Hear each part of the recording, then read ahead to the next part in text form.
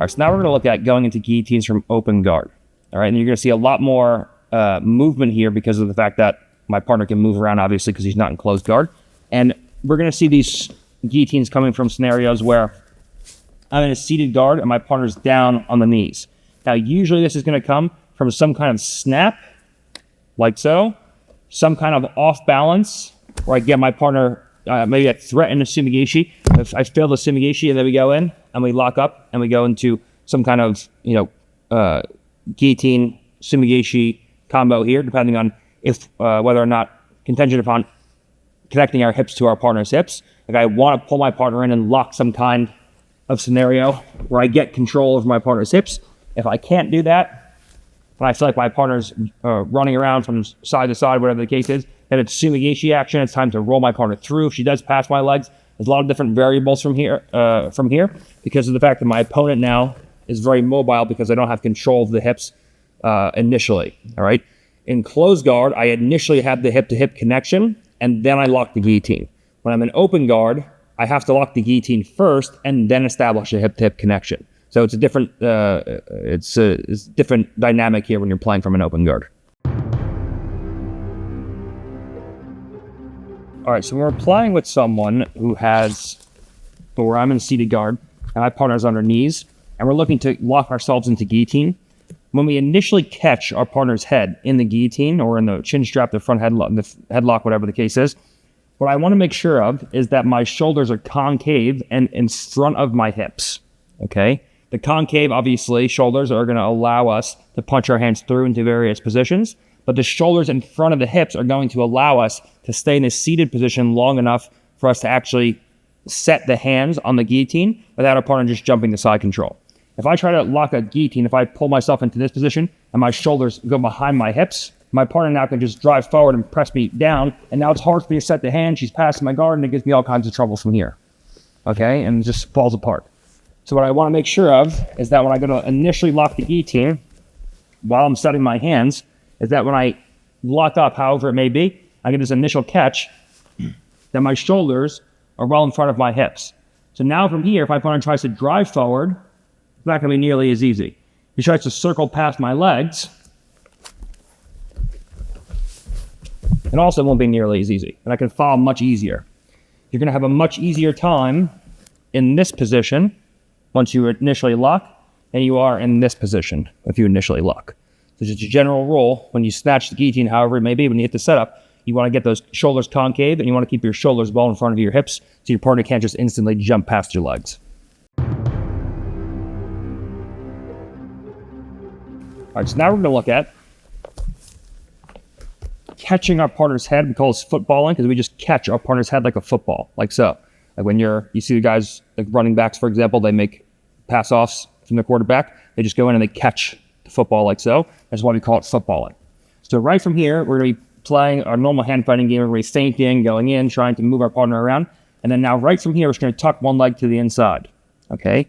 Once we have one leg tucked to the inside, we're going to take the opposite hand up. All right. Now, it's usually easiest to go left leg tuck, right hand grab, but you can also go the opposite way. But you're going to feel it's kind of a little bit awkward if you go left hand tuck, left hand collar tie. It's usually easiest if you go left leg tuck, right hand collar tie, so I can roll up and then snatch my partner's head. But you can theoretically do either hand from here, but it just will be a little bit more smooth. If you go left leg, if you tuck your left leg in and you go right hand collar tie and you snatch and you football to the left hand. So right from here, we're going to be playing with a hand fighting game. We're playing around, moving around, whatever the case is, and we get a collar tie on our partner. Right from here, a lot of times what I'll look to do is I'll look to start pushing into my partner with the collar tie. Now, as my partner goes to push back into me, we're just going to pull ourselves up and we're just going to roll up and over the shin, and our butt is going to come slightly off the ground into this position. And as our butt comes off the ground, we're just going to football and catch our partner's head in like so. And we can play a game where we pull, push. We move here. Pull, push. We pull, push. And then we football, we snatch, and we're ready to go in and play our game. Now, we can lock any kind of guillotines from here. We can lock power, we can lock figure four, we can lock arm in, high wrist, whatever we want. And then, of course, the it's just situation to situation. Because I don't have connection to my partner's hips, again, I generally prefer to go in with arm in variations, but the choice is yours on what you want to finish. All right, so now we're going to look at a basic collar tie, bicep tie, failed Sumi, getting our partner's head low, and then just going right into front to headlocks and guillotines from here. So right from here, we just go in and we take a collar tie on our partner. We take a traditional inside bicep tie on our partner like so. Now we're just going to look to start putting our partner's head down to the floor. If we can successfully get our partner's head down to the floor, we can go and hit Sumi. Many times what starts happening from here is our partner will take the hand and she'll post out like so. If I can tuck my partner's elbow underneath the chin, now when she goes to post, it'll be difficult. But a lot of times preemptively, she'll post like so. So right from here, we go in and we get our grips. Now I load my partner onto me like so, and now I look to tuck her elbow underneath her chin and start the Sumi action. If I can do so, obviously we take our partner over. Many times we get halfway through and my partner posts. Right from this position, we just come forward, we scoot our hips back, and now we're ready to go in and lock up our guillotine. Okay, so it'll look like we're hand fighting, we're playing our game, we're playing collar ties, we're pulling, we're pushing, and then right from here we go in. And the second we go to scoot, or we go to sweep, we scoot our butt in, we pull our partner towards us, and now right from here, we go to hit the Sumi. Now immediately, right from this position, I'm going to back my hips up, so I use the collar tie, and a combination of the collar tie and my 2 feet on the floor to push my hips back slightly behind my shoulders. And now from here we can go in and lock up with our guillotines and go to work from there. All right, so now there are 3 different leg positions contingent upon what your partner is looking to do defensively, okay? If I lock up any kind of guillotine, okay, I'm not gonna go through all the guillotines from here, but the choice of guillotine is yours, all right? Any kind of guillotine that I'm looking to attack, my partner has the same reactions with her lower body. She can stay low on her knees. She can come up off of her knees into a tripod when I lock the guillotine, or she can start trying to stuff my legs down, which usually ends me up in half guard. So if she stays low, I take my shin across my partner's body, and I throw my leg up and over her back. If she comes into a high tripod, we lock close guard. If she starts fiddling around with my legs with her hands, we lock half guard. And we can finish the same way with the same mechanics with every guillotine, okay? So regardless of what the guillotine is, we go in, we lock in arm in. Right from here, I fall down to my left hip. My partner stays low on her knees. Okay, so obviously I want to set the guillotine before we go. So right from here, we football it however it may be. We move in and we scoot our hips back. Now right away, we pull our hands up nice and high, however it may be. We feed our wrists through, however it may be. If my partner at any point is trying to push forward into me, we just keep scooting, backing away. If he's trying to start circling, we can follow. We can even post the hand on the floor. We can scoot and we can adjust. Okay, so we want to set the hands. This gives us time now to set the hands as we want. So we want the shoulders forward. We can scoot the hips back. We can rotate with our partner, so it's hard for her to start moving across my body and moving the side control. I know which way she wants to go. She wants to move in this direction. So as she goes to move in this direction, I just set the hands as she goes to move, okay? Now, once we actually fall, if she has her knees down on the floor, we always go shin across like so. So my partner tries to hop across the side control. She can't. Then I fire my leg up and over, and now it's the same as always. My knees come into my chest. I crunch my partner's chin down to her chest, and we finish right from this position. If at any point she goes into a high tripod from here, and she tries to alleviate pressure, which is a good strategy on her part, then right from here, we just pull our knee down to the floor, and we snake our leg across, like so, okay? So right from here, our shin's across. She wants to go into a high tripod. This temporarily alleviates the pressure, go ahead. But right from here, it allows us to punch our foot across either like so, or, come back. Let's say, come up. Or from here, let's say she has her hip down and it's hard for me to get my foot across, whatever the case is. We can always come underneath, like so, go along the floor, lock up, and now we're finishing from closed guard once again. So we can either extract, rotate towards them. We can either extract 1, 2. As we're trying to do that, many times what happens is your partner's trying to pummel the leg. She's trying to use her hand to stuff my leg now, whatever the case is, and she steps over my leg as I'm trying to do it. Right from here, we just go in and we lock half guard. Most of the time, I don't want my partner's hips rising.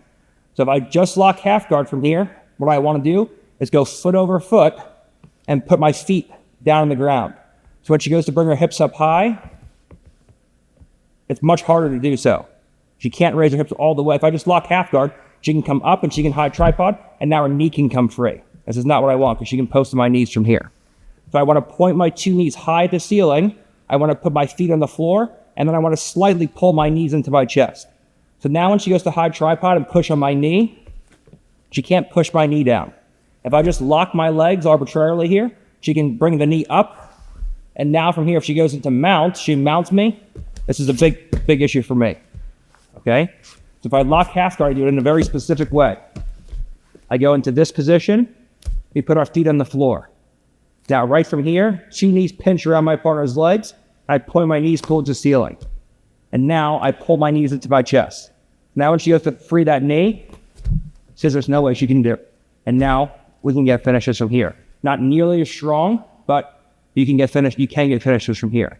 And then you can play kind of hybrid game where you have a half guard over your partner's leg, but you fire your leg over your partner's back. So now when she goes to bring the hips high, it's going to be much harder. It's not going to be impossible. She can do it, but it'll be much harder for her to raise the hips and get over my knee. And now I can pull the knees in, and we can finish right from this position. So there are 3 key ways that we're going to finish with the lower body position contingent upon your partner's defensive reactions. If she's staying on top of you. If she stays on her knees, we put our shin across the hips, we fire the leg over. If she goes into a high tripod, we can always lock closed guard.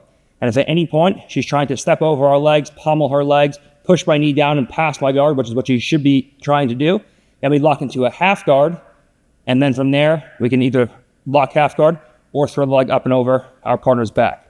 And if at any point we have half guard locked from here, and she goes into a high tripod, we can just immediately start taking our legs out, going in, locking up closed guard, and then working to finish right from there.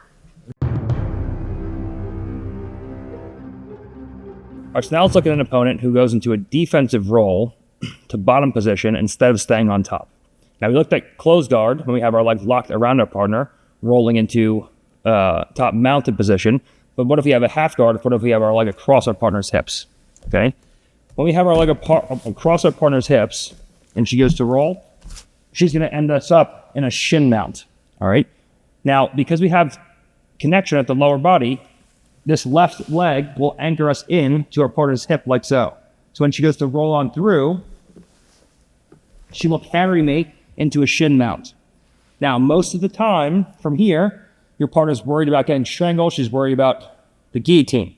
She's not worried about inside elbow position. So a lot of times, my knee can just slide right up inside my partner's armpit and then just slap the floor and move right into a mounted position, and we can finish right from mount by crossing the ankles, as we did previously from closed guard when our partner went into a defensive roll. Okay? So a lot of times, as she goes to roll, we end up in this position, and then right from here, we just slide up, hit the floor, and we're ready to go. If I see that I end up in a shin mount, and she does try to go into a knee elbow escape, she's a good player. From here, and we just go in, and we finish right from a shin mount. We crunch her chin into the chest, and we go into a shin mount. We sprawl, we push our partner's hips down, we elongate the body, we pin the hips, and then the upper body is what finishes. They're not as strong, but still strong. From half guard, and she has to pull us up and over. From this position, a lot of times I try to free my knee as we go.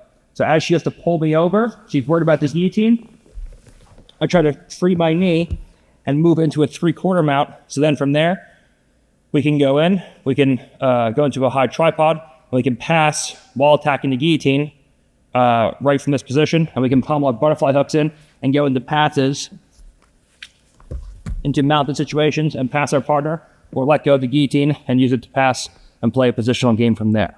Okay?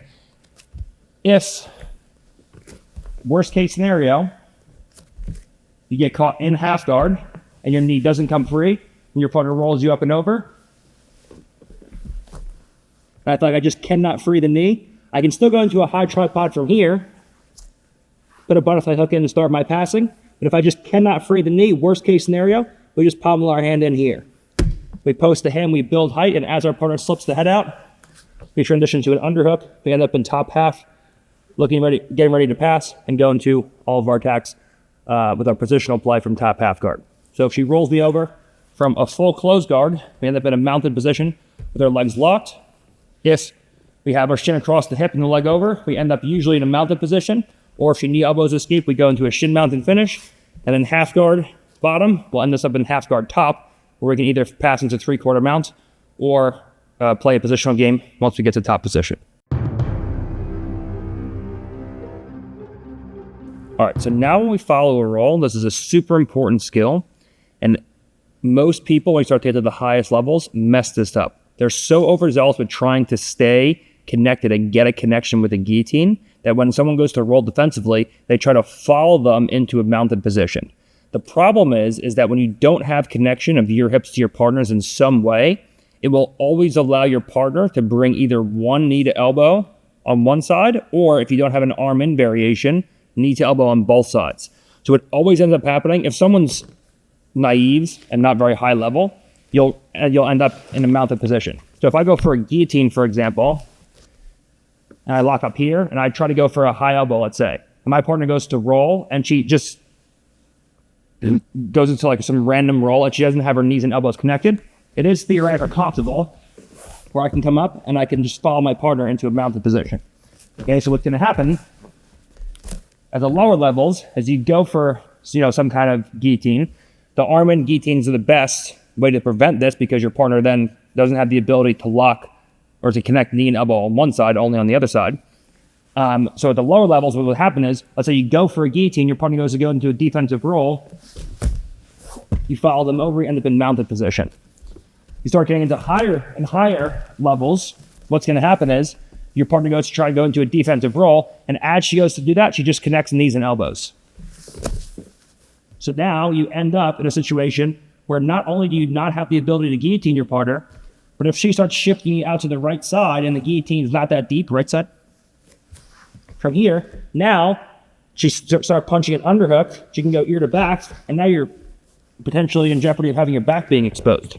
So when you start dealing with better and better people, following them, trying to follow them into mount when your hips aren't connected is just an option that's never going to end up working insofar as getting to a good position or getting into guillotines.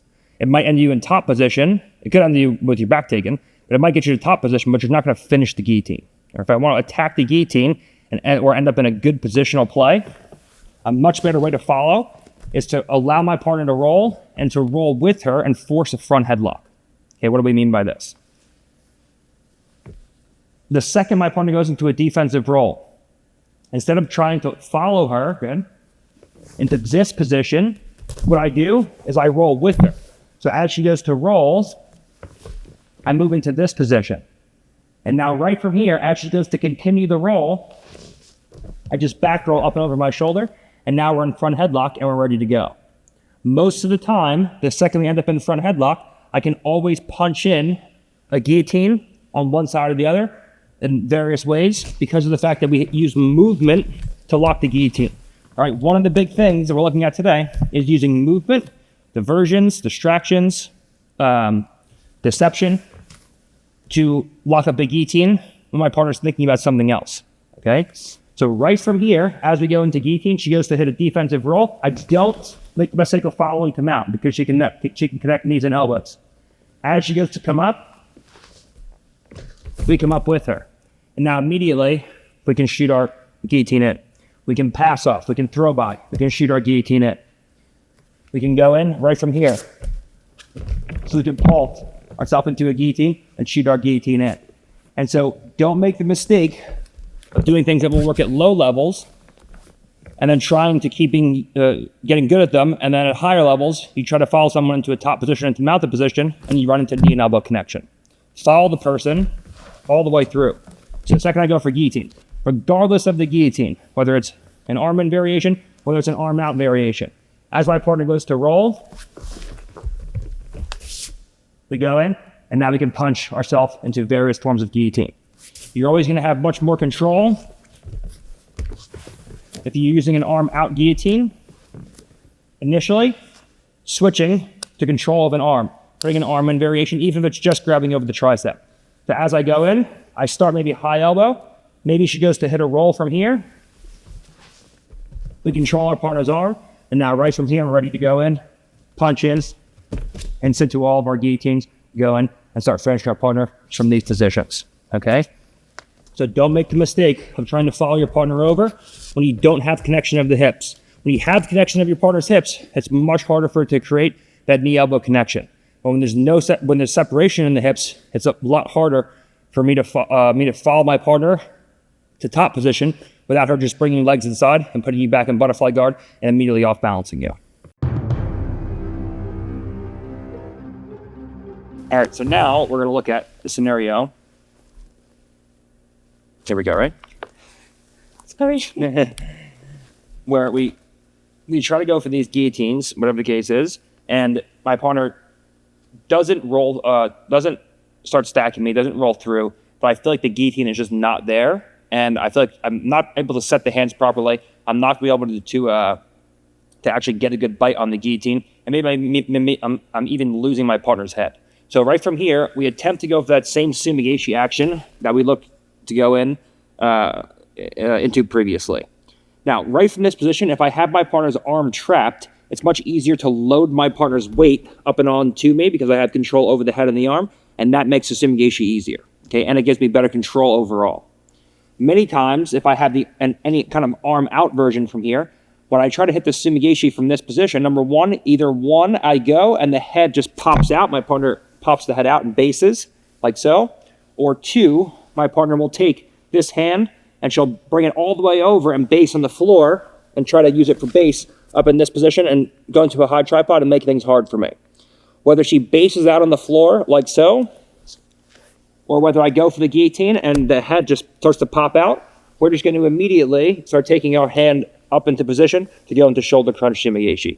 Where right from here we switch to shoulder crunch, my partner goes to push back into me, and now we just hit a shoulder crunch, we take our partner out and over to the right side, as we've seen many times before. So either I'm losing the head, or my partner goes into a 4-point position, where I got to take my partner up and over from a situation where I don't have my partner's arm controlled, and from here she either bases the hand and she goes into a high 4-point like so. We just go in right here and we look to start going in, getting our hands in position, going shoulder crunch. Or I go to take her over. Maybe I go to hit the Sumi Gaeshi and she bases and sits the weight back and the head pops out. As that happens, we just go right in, we go right into our shoulder crunch, and we go to work right from here. So we chain a failed guillotine, a failed Sumi Gaeshi, and then we hit a third part of the trilemma, and we go into shoulder crunch Sumi Gaeshi, we'll go back in the opposite direction. All right, so now we're going to look at situations where we use Yoko Sumi Gaeshi. So whether it be, maybe I go to come up into this position, maybe I'm playing a heisting game, and I go to football my partner's head like so, and then from this position, as I go to fall back, she just wipes my legs on by, and she ends up in situations like this. So maybe it happens on a transition through movement, where I try to come up, and I'm playing a game where I'm trying to snap my partner down. I football the head. I go to sit back into the guillotine, and my legs get passed on by like so. Or my partner right away just goes in, and she bats my legs to the side, and she moves into a side body lock with the head on the outside. All right. Whenever I see this, the first thing I want to make sure of is that my partner doesn't bring her head high and move ear to back and expose my back from here. So I want to cover my partner's head, and I want to keep that elbow nice and low. Now, I can't have my legs flat out like this. My partner steps over my legs. This is a disaster. She figure fours the legs, they can't move anywhere. So the second I see my partner moves into this position, immediately the first thing I'm going to look to do is I'm going to look to use my left leg and kick my partner's leg out the best I can. So when she goes to bring that knee in, it's going to be hard from here for me to just heist. If I go to heist and she drives her right foot forward or her right shoulder forward, it's hard for me to get up into this position because she can just turn your right shoulder down and return my hips to the floor. All right. So right from here, immediately I want to look to insert my right leg. I do this by making space and then inserting my right leg into this position. So now when she goes to bring the knee back in, now I have some kind of wedging and some kind of distance management mechanism between myself and my partner. So now when I pull my knees into my chest and I forward shift and she goes to return me to the floor like she did previously, it's much easier for me to get up from here. It's still going to be a struggle, but it'll be much easier. Now, right from this position, I start pressuring into my partner. If I pressure into my partner and I put my knee on her hip and she doesn't pressure back, then we just fall across and we end up in top position. This can happen, but it's extremely unlikely. Most of the time what's going to happen from here is the second I start pressuring into my partner, she starts pressuring back into me. The second I see this, I take my left knee and I think about sliding my left knee all the way up to past my partner's knee line, all the way through to penetrate as far as I can towards my partner's feet. So right from here, I slide my left knee all the way in with the intention of taking my partner up and over my right shoulder. What takes my partner over the right shoulder is the ability to crunch her chin to her chest with her right elbow.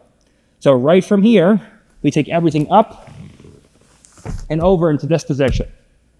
Now, again, with someone naive, you can come up and do a back roll and come up into a mounted position. But if my partner brings knees to elbows, come up into guard. So a much more wise attack from here would be to wait for my partner to roll in a given position. We come up, now we have front headlock, and now we can start going into all of our attacks. Okay, so right away, we go in, maybe my partner bats my legs, I'm flying guard, my partner bats the legs to the side, and she goes in and gives a side body lock. Most of the time, my legs will be in here. If my legs aren't in here, and I made a mistake, whatever the case, they end up out here, I have to make space for my legs to come in. The easiest way is immediately posting on my partner's knee. As she goes to bring that knee in and push me down, we bring our leg to the inside.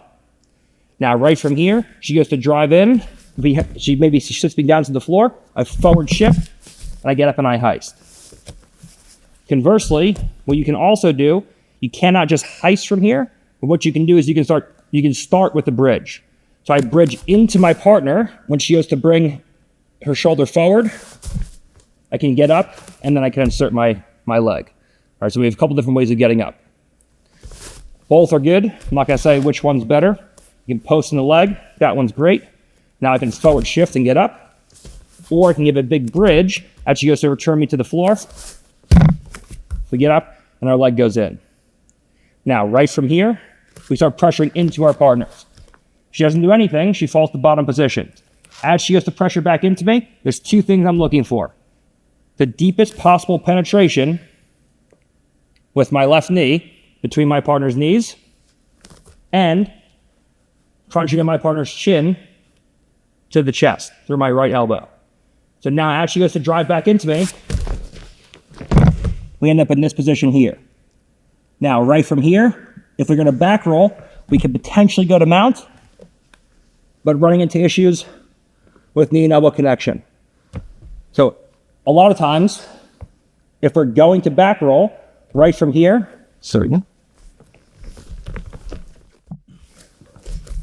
we're going to back roll, we'll do it in an asymmetrical position, landing in something like side control rather than mounts. So as she goes to come in towards me, we end up in this situation, where now we can go into cross hachigurami, or we can just take our legs out, and now we can lock guillotine from side control. So now when she tries to put me back in guard from here, this is going to be much more difficult from here. Another great way As previously stated, we push into our partner. She goes to push back into me. Do that Yoko Gaeshi. And right from here, as she goes to pick a side, we get up with our partner, and we fall right into scenarios where we can go to guillotines and work from there. So we can use guillotine in combination with Yoko Gaeshi when I feel like my partner is flanking my knees to work from this position. Having our legs inside, forward shifting, or if our legs are outside, heist things, leg comes inside. Pressuring in, she goes to drive in towards me, goes to get back up. We're right back up to the front head, and now we're ready to go in and start our attacks. Okay, and now as always, in the idea of chaining moves together, and of course, failing at the upper body, failing positional games, and going into attacks on our partner's legs. So this time from here, we go into the Yoko Gaeshi, we slide everything in, we get our partner up and up and up and up, but we feel like the hands come up and my partner's head, I just can't crunch a chin to the chest, I feel like I'm gonna lose this battle. Right from here, the second I see this, we just take the hand to the inside and we post on our partner's lap, like so. So if she tries to come back and cross-face me or collar tie, I can easily clear that hand off.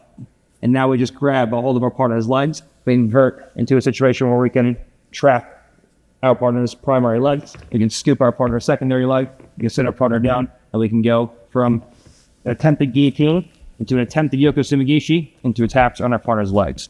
So right from here, however it may happen, she bumps the legs on by, she gets that side body lock, and right from this position, we go in and we look to start heisting. Now, right away, we slide to Yoko Gaeshi. She posts the hands out high and wide, and the Gaeshi fails. Right from here, the second we see I'm not going to be able to take my partner over, we just take everything to the inside position. We continue to lift, lift, lift. We get control over our partner's leg. We set our partner down to the floor, and we're in business going into attacks on the lower body. All right, so now let's look at a situation where we lock up the guillotine and our opponent passes my guard, but she passes to the incorrect side that she wants to pass to. All right, if she can pass with her head on the opposite side of her body, this is what she's looking to do. If she passes with her head on the same side as her body, this is not really a great situation for her. All right, understand that there are certain types of guillotines. If your partner does pass to either side, you can still finish them. All right, so if I lock up a guillotine here, and I go into a low elbow guillotine, and she stays on her knees from here, you can finish your partner potentially. If she goes into a tripod or a 4-point from here, you can't finish your partner, which your partner will almost always do. You can't finish your partner if you have an arming guillotine. But there are guillotines, like high wrist, for example, here, where I go through, and my partner goes even into a 4-point or a tripod from here, they can still finish our partner. A power guillotine, she goes into a 4-point or a high tripod, we can still finish our partner. A high elbow guillotine, she goes into a high tripod or a 4-point, we can still finish our partner from here. A figure 4 guillotine, same thing. We can still finish our partner from here. Okay? So there are many situations where you can finish your partner with the guillotine, even though you don't have the hip-to-hip connection, because of the fact that your partner is trying to stay in top position. She's not doing anything defensively. And even though your hips aren't connected, the chin to the chest motion is so strong because she's driving forward into you that you can potentially finish your partner from here. All right? If you use arm-in guillotines or low elbow guillotines, it'll be very difficult to finish your partner from this position. She goes into a high tripod. But with the rest of the guillotines we looked at, we can finish our partner from there. Now, when our partner passes to the incorrect side or ends up on the incorrect side, what are we looking to do? If we can finish the guillotine, obviously, we just finish the guillotine. If I feel that I'm looking to finish a guillotine, for example, and my partner goes into a defensive roll from here, we just follow our partner on up as we did before. We follow our partner through. We end up in a front headlock. If we feel that I cannot get my partner going over, I feel like my partner's not going into a defensive roll, I can't finish the guillotine, and I'm just kind of stalemated from this position. Let's say I have an arm-in guillotine, for example. When I have an arm-in guillotine, I'm just going to take everything up high. And now, right from this position, I'm going to immediately look to start bridging over my right shoulder. So I bridge right shoulder, and then when I get her up to a tipping point, I'm bridging right shoulder to left shoulder. So now when she goes to base out, I bridge, I bridge right, left, and we take our partner up and over for the win. So I load my partner up onto me. So to get into this position, we can crunch the chin to the chest through a bridge. So we start bridging out to the right side. When she goes to base, we bridge right shoulder, left shoulder, and we follow our partner up into a front headlock and go into attacks from there. Same can be said, a little bit harder because you don't have control over the arm, but same can work. Same can be said from a low elbow guillotine, where I crunch the chin to the chest. We bring everything up and over, and we move to a front headlock. Most of the time, what's going to start happening from here is the second you start bridging and putting heat on from these positions, your partner will start to go into high tripod to alleviate the pressure of the strangle. So as I start to bring everything up high, crunch the chin to the chest, she will most likely go into a high tripod. The second I see this, I immediately look to bring legs inside. Now I use my right knee to make space for my left legs, and now we go right back in to that same Gaeshi action. My partner's forehead's in the floor, we take our partner over with Gaeshi. So there's a lot of good options from here. If I see at any point my partner alleviates the pressure and the knees come off the ground, this is perfect territory now because the forehead's on the ground. So we insert that left leg and start lifting, take our partner over and go into Gaeshi. And now we can either choose to one, turn belly down and come on top into top position, or two, we looked at more advanced ways where I can come on top like so, but if my partner connects knee and elbow from here, it's going to be hard to step over. So I can hit Gaeshi, come back up. I can hit Gaeshi. The second I hit Gaeshi, we stay here. Now our partner goes to pick a direction. We come up with her, and now we can go in and start going into all of my attacks. So if my partner passes to the wrong side, there's not too many good options that she can find herself in. And many people won't try to pass that side. A lot of times, for example, she'll find herself there off of a double leg, for example, where if we're wrestling, she hits a double, and she sits me down. And we end up in this position. Sorry, go back. And we end up in this position. She sits me down from here. Now, as she goes to try to jump across, I'm always looking to block her, to stop her from jumping across. The second the hips come up, that right knee can always come in. When the right knee comes in, it makes space for the left leg, but also stops her from jumping across the opposite side. If she goes to jump across, we can just follow her into top position and get some good offense going. So regardless of the guillotine, and obviously there's a lot of information there, you're gonna have to go back and replay it. Depending upon what guillotines you can finish your partner with, what guillotines you have to start sweeping your partner with. There's a lot of different options from there. And any of the guillotines that you can finish your partner with, you can immediately just go into the same Gaeshi options, the roll through, and all those options as well. So you don't have to just go for a finish if you have a high elbow, for example. The second she goes to high tripod, you can finish the high elbow. Okay, you can finish the high elbow from here, but you can also, instead of the Gaeshi hook, you go for the Gaeshi just as easy as you did before, and then go into your attacks. So you can chain a lot of these moves together, and you have a pretty clear pathway of where you want to go, contingent upon what your partner's defensive reaction is. All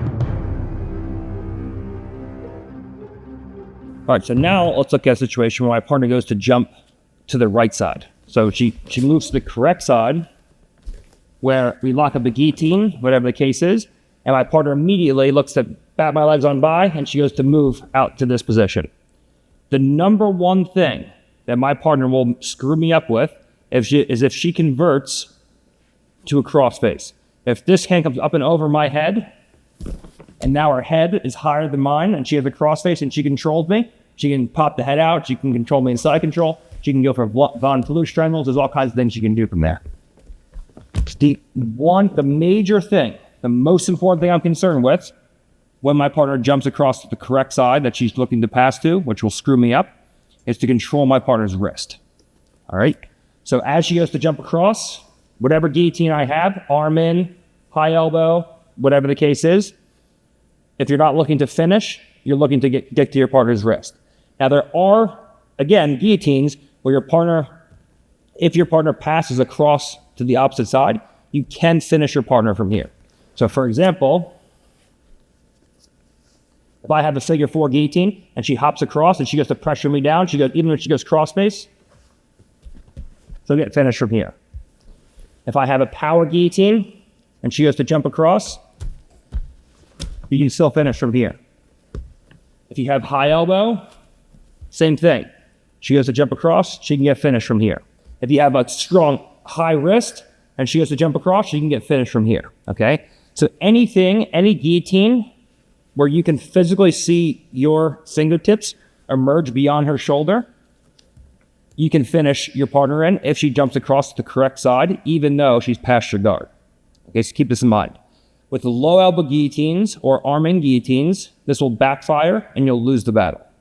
All right, so this is all very specific, contingent upon what guillotines you have. Now, they make a difference. All right. Now, when my partner goes to hop across, if I don't have a bite on the guillotine, so the basic rule is, if my partner goes to hop across and I cannot see my own hand emerging above her shoulder, you have to abandon the submission and play a positional game. If my hand is already up here, you have a chance of submitting your partner or forcing her to go into a roll through. I can beat her from here. And if she goes to go into a defensive roll, you're always going to get the same thing. Your partner will go into a high tripod and she will jump forward over your body. And you'll end up in the same position now where you can go in and start playing a game to move to front headlock. If you feel you're going to be losing this battle and you can't get your hand set in time, we always look to go in and control the wrist. Now, as my partner's trying to flatten me out and get her head higher than mine, all I'm going to do is tuck my partner's wrist to her far hip. Now, as she has to flatten me out, I'm going to look to roll with concave shoulders over my left shoulder and just bring my knees to my chest because she has no base of support now out in this direction. If I just try to do that, she just bases her hand out, I get stuck. Now, when she goes to drive me forward, we just move into this position here, where now you have the choice of either one, coming up in the top position, as we did before, and playing a positional game, or looking to go in side control and then progressively into mounted position, where I go to side control and I move across the shin mount, whatever the case is, depending on how advanced your partner is. Or you can move into this scenario where you're both facing belly up, and you go into front headlock. So she gets past my legs and the correct side she wants to pass to. If I see my hand emerging, I have hope. If I don't see my hand emerging, I have to switch to a positional game. Now, as she goes to flatten me out from here,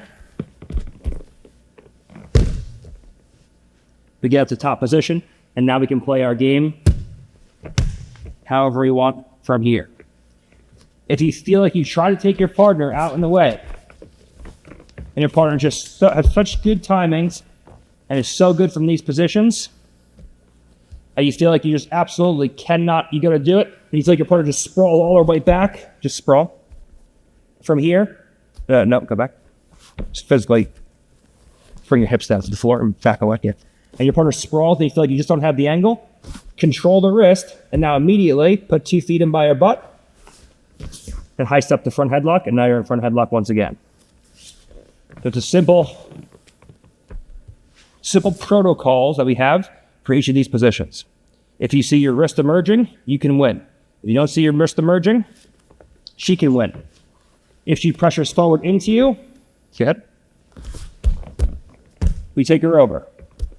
If I go to take her over and she sprawls and changes the angle, we heist up and we're ready to go and play our game from here. This is something that doesn't look super crazy. A lot of people probably haven't seen it before. I started using this in like 2015, I want to say. And it's been working wonders for me. You get a guillotine, the person jumps past your legs and like, oh, I'm past. The second she goes to go back. The Second she goes to jump by and flatten me out. Good. And we're up and we're ready to go.